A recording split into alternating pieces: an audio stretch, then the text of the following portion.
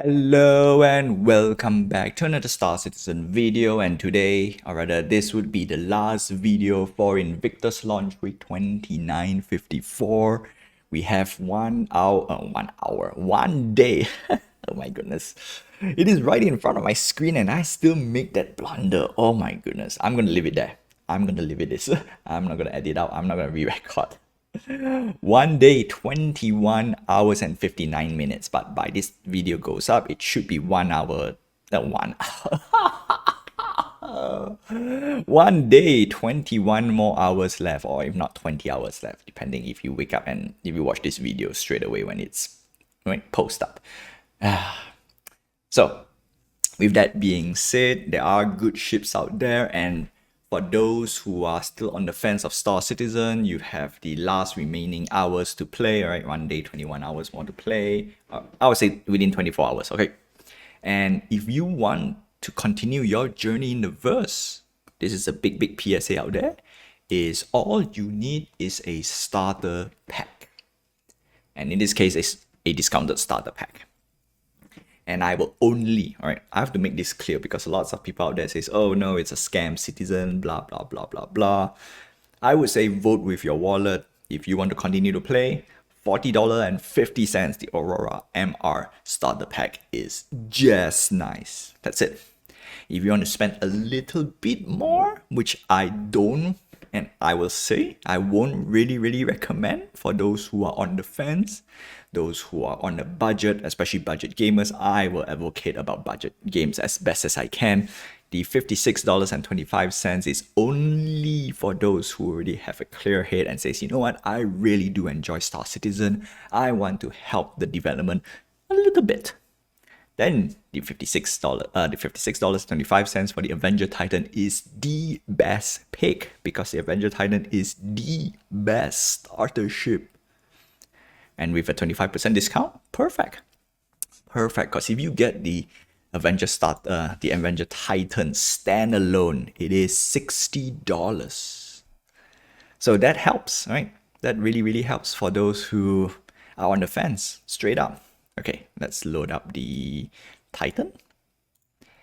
There we go, $60. So in this case, it's kind of a no-brainer to get the starter pack if you are a new player. For existing player, most likely you will not settle for Avenger Titan. You already have at least much better ship. Or if you're those who just only buy a starter pack and just stay there, then whatever ship you fly, it's the best because every single ship is earnable in the verse or the in-game. So that's that. Now we're gonna move on to the first segment, which is what ship should I buy, or what ship can I buy? Not should. I cannot use the word should because people will get a little bit angsty, which is totally fine, all right? There are people who are brand loyalty and whatnot, and then of course a lot of people out there will correct me on ships like, oh, this ship does X, why would you want to recommend X? All right, that's fair enough. That's fair. So what ship can you get if you want to spend a little bit more? Do note, if you want to spend a little bit more, this helps to fund the development of Star Citizen, and it is not needed, right? It is optional. So the first ship on the list, okay, that I can easily recommend, it's the Cutlass Black, straight up. Okay, so let's go to the finale because the Cutlass Black has a little extra. Let's check it out. It has a special upgrade offer, and that we will cover our next segment later is, all right, this is usually I do it on the anniversary sale. Can we build the carrack for a cheaper price tag? That is a big deal because if you can get carrack for almost its original price, and the original price is $350, that was the introductory offer back then. Well, the one that I know of. If it's cheaper, then I'm not so sure. But $350 was its original price tag. And if I can get to that level, done. The carrack is awesome. Okay, so what we want to do is check. Okay, I'm gonna go all ships because we have a lot of ships to go through. What options do we have? $100. So the original price for the Cutlass Black, you can get it $400. And what's better than that is if you do not want, in fact, I would highly recommend do not upgrade your current ship in your starter pack to more expensive ship, because that would be, I would say, unwise, because sometimes you would upgrade to a ship that says, you know what, I don't like what they did later, because some ships does really change and all these ships are subject to change. Luckily, some ships are not say staple, but some ships, they are basic enough. Okay, it functions normally. Pew pew, especially pew pew ships. Okay, they don't really change their role too much, because one of a good example was Cutlass Raid. Right, initially they say, all right, all medical beds can be respawned. Everyone went for it. Next up, they say, you know what, tier 3 baits cannot be respawned, cannot use as a respawn point, which means Cutlass Raid has become useless, and everyone was a little bit unhappy, including me. And now they say, hey, you know what, tier 3, everyone can respawn again, and everyone says, yay. Yeah. Also, another one was the Ares, not the Inferno series, but the Ares Ion. I think they nerfed the pew pew, right? They nerfed the firepower a little bit. People get upset. It's like, you know what? You want to have a little bit of flexibility. So in this case, before we go to any of the ship upgrade, first thing first, the Mirai Pulse is available to pick up. This is a vehicle. Now, the reason why I can recommend to pick up this guy, because it has one very key perk for me to easily recommend. And in this case, we're going to go for more info. And that is the Pulse Dominant Pain. We don't care about that. We care about the lifetime insurance. Okay. And if you see this symbol, yeah, this is for ship suckers like me, right? Or ship addict who spend way too much money. So yeah, lifetime insurance. This is the key perk for me in order to pick up any expensive ship. And I highly recommend for you to try to get this perk as well, because it is easier. I'm not saying easier. It is hard to, not all ship will have that perk. That's the fun bit. And I use it as I use it as a gatekeep, right? For my wallet, right? If I want to buy expensive ship, it has to have LTI. Now, for those who are wondering, what if lifetime insurance or insurance in general? Don't worry, if you purchase any ship, including the starter pack, with real money, regardless whether it has insurance or not, most ships will come with either 3 months. If you buy the starter pack, especially the discounted starter pack, it has 10 years. You will never lose the ship. This is one thing that I have to put out as well. It is very, very important, because in the game, if you buy the ship in the game with with in-game currency, they say, all right, CIG just put out, you will lose the ship if it's destroyed without insurance. But we don't have a clear note on that, so I'm going to put a pin, because we will revisit the insurance much later once they flash out a few things. But for sure right now, as they said, they are very, very sure to put, if you buy any ship with real money, you will not lose it. Yeah, the only difference is you probably need to wait a longer period of, a longer wait time for your ship to respawn, air quotes, okay, when it gets destroyed. So that's that, all right? First ship. First recommendation, the Cutlass Black. The Cutlass Black has lots and lots and lots of pew pew, and at the same time it is soloable, and at the same time you can carry a friend. That is how good Cutlass Black is, in my opinion. And with special upgrade offer, chef kiss. Easy recommendation.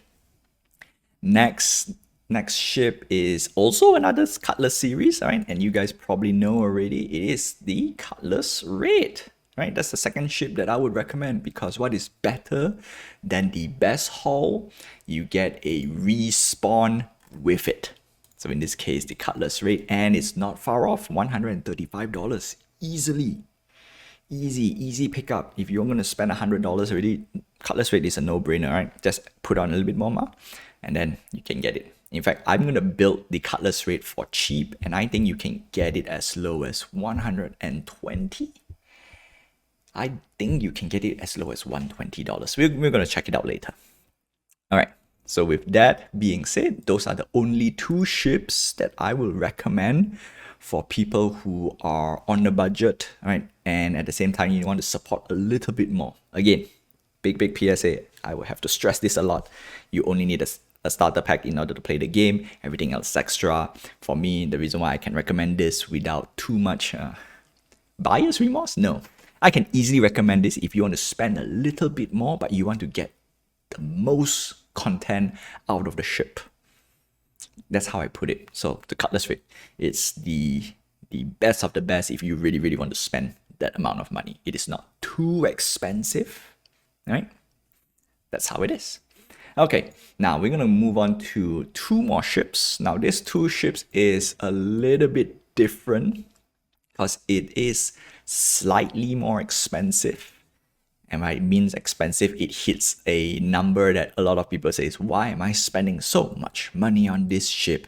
And those two ships are the Constellation series. All right, I'm going to start off with the Constellation Andromeda.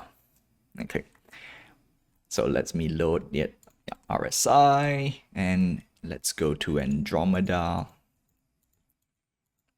So this is my third pick. In my my third pick, the Constellation Andromeda. Now the Andromeda is nice for really a nice multi-crew as well. So if you constantly have extra one more friend to play with you, that's great. And the Constellation Andromeda is a good pick. In fact, it's a solid pick. It has more beefy weapons compared to the Cutlass series, and it has, all right, this is the key thing why I say Andromeda is a good pick. It has a second ship built in. It is the Merlin. At $240, technically you're getting 2-in-1 ship because the Merlin can dock into the onto the Andromeda, and it has enough cargo space to do your basic hauling needs, and it can carry an Ursa. So that's a win-win. And if you want the best of the best, in my opinion, the best package, all right, put a Ursa Medivac or the Nursa. That way you have a respawn point in the ship, in a way, okay, a makeshift respawn point, plus you got two ships. And that is my third pick. Yup. And then last but not least, right, so this is the last ship that I would recommend, or rather, you know what, it's not really the last ship. I would say the second last ship, the Constellation Taurus. Now the Constellation Taurus removes the Merlin, but gives you more cargo space. It still have every single thing a Constellation needs, just minus the Parasite ship. So $40 cheaper, and yeah, that's it. $40 cheaper, and less ship, quote unquote less ship. You can still tuck in an Ursa Medivac without issue. Yup. And last but not least, the fifth ship that I would recommend, it's under Drake, and it is the Drake Corsair. Simple as that. All right, so 5 ships in total. All right, the Drake Corsair. The Drake Corsair has the maximum firepower for a pilot, or rather for the pilot to control. $250. It is the most expensive ship that I can comfortably say, so you know what, if you really want to spend that amount, the Corsair, right? $250 should be the max. I know there will be much more other more expensive ships down the line, but the Corsair, done. All right, done. Anything else above $250 is, I would say, that's a little bit too much for an average Star Citizen player out there, okay, to even own it, or not say own it, to buy it, okay. Yeah, that's how it is, right? I would say Cutlass Black, that's why Cutlass series, Cutlass Red, it would be the best of the best because it's the middle ground for everything, right? Plus it has a respawn, so yup. Okay, so we reached the second segment, which is to try to learn to build ships, or rather use ship upgrade, right? Learn to ship upgrade like a pro. And in this case, I will always recommend that if you want to buy your second ship, I will always try to get a lifetime insurance perk on it. One of the key things is it is a little bit hard to get for lifetime insurance, all right? It only available to newly introduced ship or vehicles or concept ships and vehicles as well. And one of the key thing, I like to use this perk as a gatekeep for my wallet. If not, I will end up I will end up broke buying all these internet JPEGs. Okay, yeah, all these internet spaceships, which is tough. Okay, which is tough. So in this case, I would just hunt down for lifetime insurance. All right, if there's any upcoming ships or vehicles, I would see, all right, is it cheap or not? And in this case, the Pulse is a very, very good recommendation. $25. You can pick it up one right now. All right, just store it in your hangar, and when the time comes to upgrade to more expensive ship that you want to, you can use. All right, in this case, we're gonna start off with some of the key ships that I recommend, which is the Cutlass Red. So I've built the Cutlass Red, and it only cost me $120, which means I have a $15 air quotes discount. Okay, looks like the anvil carrack is $440. Fantastic.